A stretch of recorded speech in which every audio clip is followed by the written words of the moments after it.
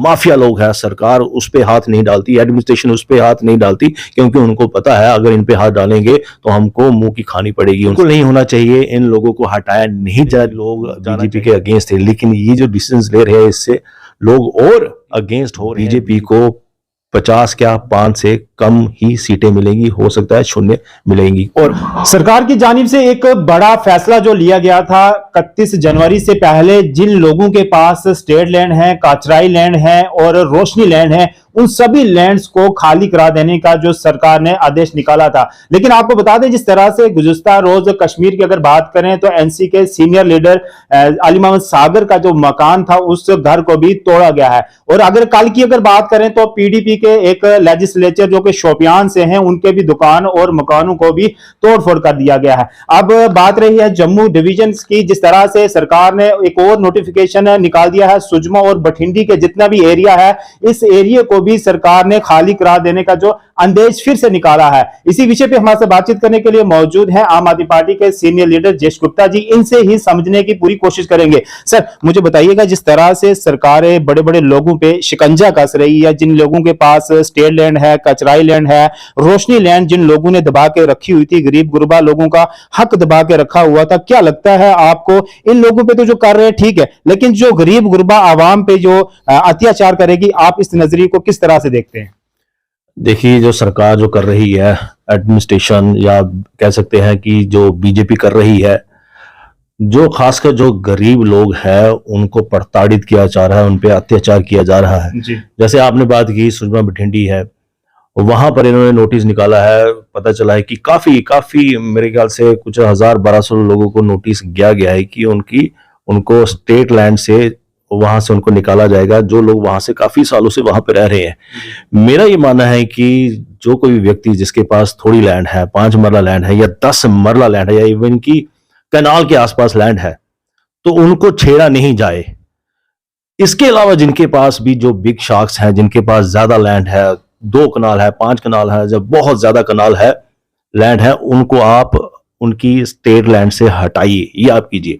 ये बहुत ही it's very very unfortunate, सरकार गरीब लोगों पे हाथ डाल रही है। अभी पीछे सरकार ने जो भी गरीब लोग हैं जिनकी कम लैंड है उन पे हाथ डाला है, उनको उनकी जमीन से बाहर निकाला है। That is very very unfortunate.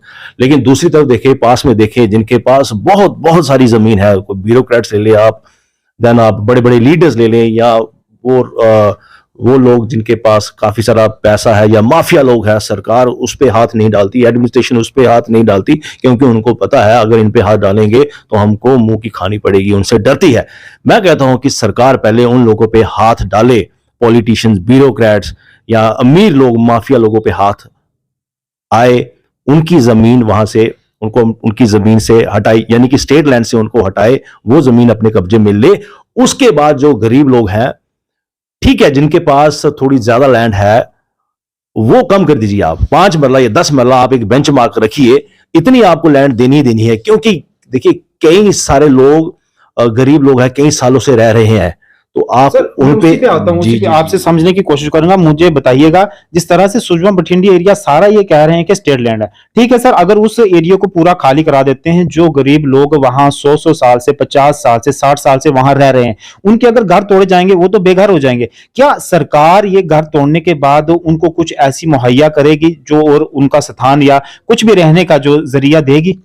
देखिए, पहले तो क्वेश्चन डजंट अराइज कि जो लोग इतने सालों से रह रहे हैं, जिनके पास कम जमीन है, 5 मरला 10 मरला, क्वेश्चन डजंट अराइज कि आप उनको वहां से हटाइए। पीछे एलजी ने कहा भी था, लेफ्टिनेंट गवर्नर ने कहा भी था कि जो गरीब लोग हैं, जिनके पास कम लैंड है, उनको छेड़ा नहीं जाएगा। जो बड़े बड़े बाबे लोग हैं, यानी कि जिनके पास बहुत सारी लैंड है, उनको जमीन से हटाया जाएगा। लेकिन एलजी के कहने के बावजूद भी इन गरीब लोगों को नोटिस दिया गया है, बिल्कुल नहीं होना। इनकेस अगर आप कहते हैं कि इनको यहां से हटाना, तो ठीक है, आप कहीं आसपास इनको कोई कॉम्पनसेशन दीजिए, compensation in the form of land आप दीजिए, वैसी लैंड, यानी कि 5-10 मरले आपको लैंड देनी पड़ेगी, वो भी आसपास देनी पड़ेगी। ये नहीं कि आप किसी जंगल में फेंक दो, वो आपको देनी पड़ी। लेकिन इन द फर्स्ट प्लेस मैं कहूंगा कि क्वेश्चन डजंट अराइज, जो लोग यहाँ पे रह रहे हैं, जिनके पास थोड़ी जमीन है, उनको वहां पे रखा जाए। देखिए, वो लोग स्टेट लैंड है, कभी वो उन्होंने कभी दावा किया ही नहीं कि ये हमारी जमीन है। वो ये नहीं कह रहे कि हमको यार जमीन दो, हमको मालकियत दो। उन्होंने कभी ये दावा किया ही नहीं। वो कह रहे हैं कि हमको यहाँ पर रहने दीजिए। बाकी जैसे आपने इन द पास्ट ऐसी कई सारी कॉलोनीज है, उनको रेगुलराइज किया है। सिमिलरली आप इन लोगों से पैसा ले सकते हो, जो भी गवर्नमेंट का रेट है आप उनसे वो पैसा लेके इनको फ्यूचर में रेगुलराइज भी कर सकते हो। सर आपसे और भी जानने की मजीद कोशिश करूंगा। मुझे बताइएगा, जिस तरह से सरकार जम्मू कश्मीर में डायरेक्ट और इनडायरेक्ट भाजपा चला रही है, मुझे बताइएगा अगर सरकार ऐसे फैसले लेगी, गरीब गुरबा लोगों के जो घर मकान तोड़ेगी, जिनके पास रोजगार का जरिया नहीं है, सोर्स नहीं है, क्या आने वाले वक्त में भाजपा को ऐसे लोग वोट देंगे? क्योंकि भाजपा दावा करती है हम इस बार 50 से पार जाएंगे। आपको लगता है ऐसे हालात रहे जम्मू कश्मीर के तो 50 से पार भाजपा हो पाएगी?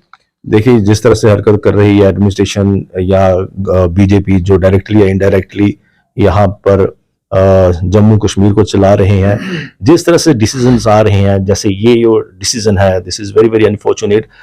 आई एम डैम श्योर, देखिए पहले भी लोग बीजेपी के अगेंस्ट थे, लेकिन ये जो डिसीजंस ले रहे हैं इससे लोग और अगेंस्ट हो रहे हैं बीजेपी के। मुझे बताइए, आफ्टर एब्लिकेशन ऑफ द आर्टिकल्स यहाँ पे हालात दिन ब दिन बदतर ही हो रहे हैं। आज हर कोई प्रोटेस्ट कर रहा है, जिसको जॉब चाहिए और जिसको जॉब कर रहा है प्रोटेस्ट कर रहे हैं। मुझे लगता है कि गवर्नमेंट का कोई भी डिपार्टमेंट खाली नहीं है जो प्रोटेस्ट नहीं कर रहा है। सिटी ऑफ टेम्पल्स को सिटी ऑफ प्रोटेस्ट बना दिया है। यहाँ पर कई सारे डेवलपमेंटल इशू है, हमारा टूरिज्म सेक्टर जीरो नहीं नेगेटिव जा चुका है। तो लोग आके यहाँ पर बहुत दुखी हैं और जैसे ये डिसीजन ले रहे हैं, तो मैं कहता हूं कि बीजेपी को 50 क्या 5 से कम ही सीटें मिलेंगी, हो सकता है शून्य मिलेंगी। और उससे भी बड़ी बात मैं सबसे कहना चाहूंगा कि हमारा जो बिजनेसमैन है, चाहे वो छोटा है या मीडियम है या बड़ा बिजनेसमैन है, JNK में हर कोई तंग आया हुआ है। आप आज बाजारों में हालात देखिए। पहले लोग चहल पहल होती थी, लोग वहां पे जाते थे, खरीदारी करते थे, लेकिन आज बाजारों खाली पड़े हैं। सर क्या लगता है आपको, कहीं ना कहीं भाजपा ये सारा जो पब्लिक का माइंड डाइवर्ट कर रही है? हालांकि इस भाजपा को जम्मू कश्मीर में आर्टिकल के बाद बहुत बड़े इन्होंने दावे किए थे, यहाँ जॉब्स आएंगी, डेवलपमेंट होगा। क्या लगता है आपको, जो नौजवान अभी सड़कों पे हैं, रोड्स पे हैं, आप देख लीजिए जम्मू को पहले मंदिरों का शहर कहा जाता था, आज प्रदर्शनों का शहर हो रहा है। हर चौक में, हर चौराहे पे जिस तरह से प्रदर्शन हो रहे हैं, क्या भाजपा को जॉब्स देनी चाहिए थी, या उस के हट के जिस तरह से लोगों के माइंड डाइवर्ट कर रहे, लोगों को तंग कर रहे हैं?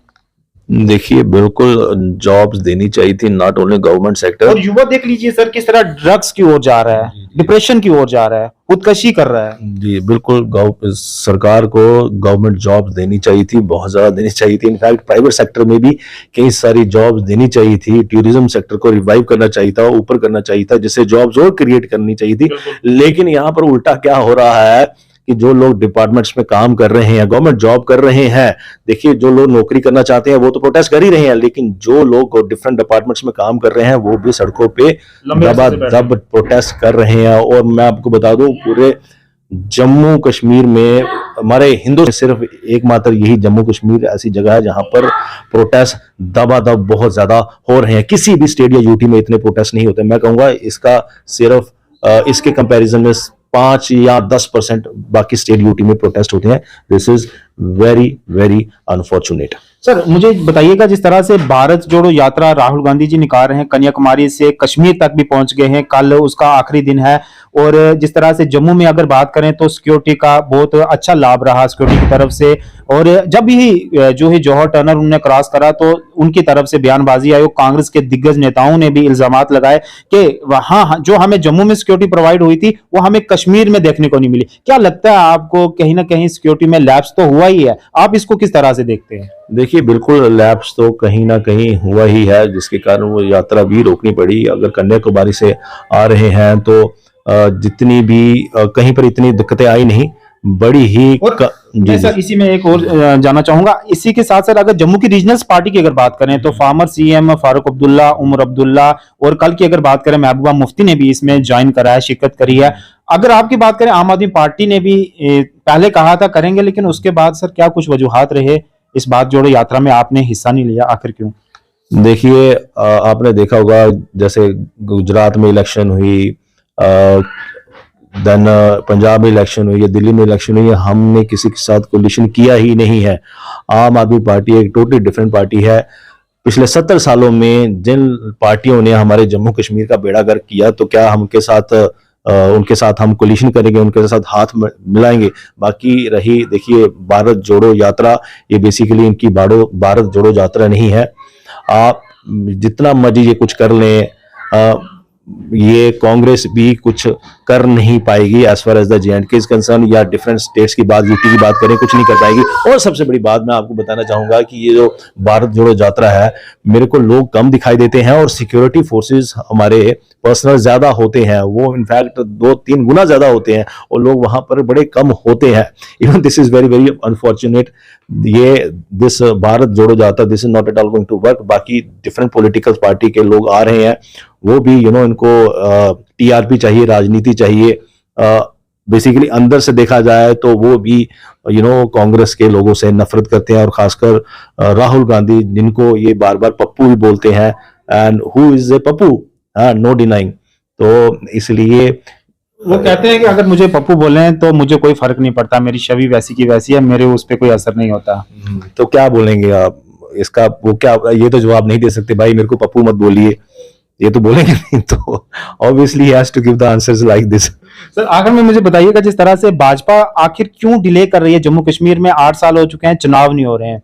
क्या आम आदमी पार्टी रेडी है? अगर जम्मू कश्मीर में आने वाले वक्त में कुछ महीने में चुनाव होते हैं, आम आदमी पार्टी रेडी है भाजपा का मुकाबला करने में? देखिए बिल्कुल पूरे छाती चौड़ी करके पूरी डंके के साथ रेडी है। इलेक्शन मैं कहता हूं कभी भी हो जाए, in fact it should be done at the earliest, बहुत जल्दी हो जाने चाहिए, क्योंकि इतने सालों से लोग प्रताड़ित हैं, लोगों की सुनवाई नहीं हो रही। दैट इज वाई इतने सारे प्रोटेस्ट हो रहे हैं, लोग बहुत ही दुखी हैं, हर वर्ग के लोग दुखी हैं। इसलिए नीड ऑफ द आवर की election should be conducted at the earliest. लेकिन मैं फिर भी आपको बता दूं, ये भाजपा वाले जानबूझ के इलेक्शन नहीं होने दे रहे, और आने वाले कुछ समय में मुझे लगता है ये इलेक्शन होने भी नहीं देंगे, क्योंकि इनको पता है जब भी इलेक्शन होगी इनको मुंह की खानी पड़ेगी, इनको सीटें वीटें नहीं मिलेंगी। लेकिन इवेंचुअली इनको इलेक्शंस करवाने पड़ेंगे, क्योंकि इनके पास कोई और कोई चारा नहीं होगा।